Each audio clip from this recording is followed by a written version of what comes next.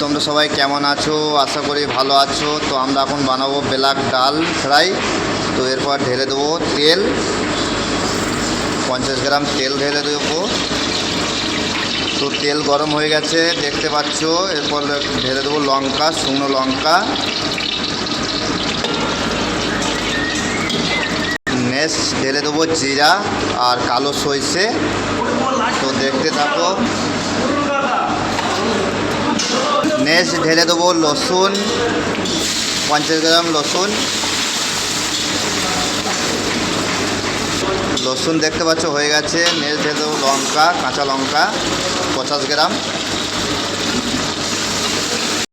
তো লঙ্কা পেকে গেছে দেখতে পাচ্ছ। নেক্সট পেঁয়াজ ঢেলে দেবো 200 গ্রাম।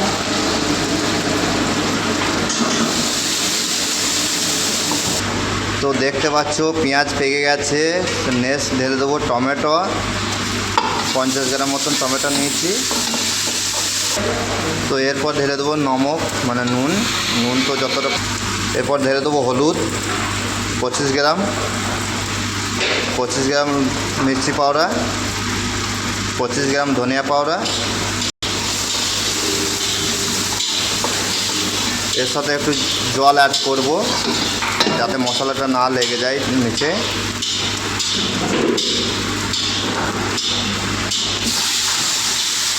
নেক্সট এরপর ডাল ঢেলে দেবো। যে দেখতে পাচ্ছ ব্ল্যাক ডাল আমাদের বয়েল করা আছে, ডালটা এর মধ্যে অ্যাড করব।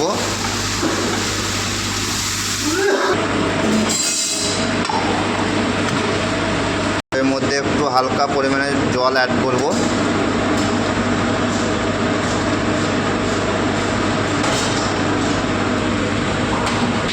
তো দেখতে পাচ্ছ আমাদের ব্ল্যাক ডাল ফ্রাই রেডি হয়ে গেছে।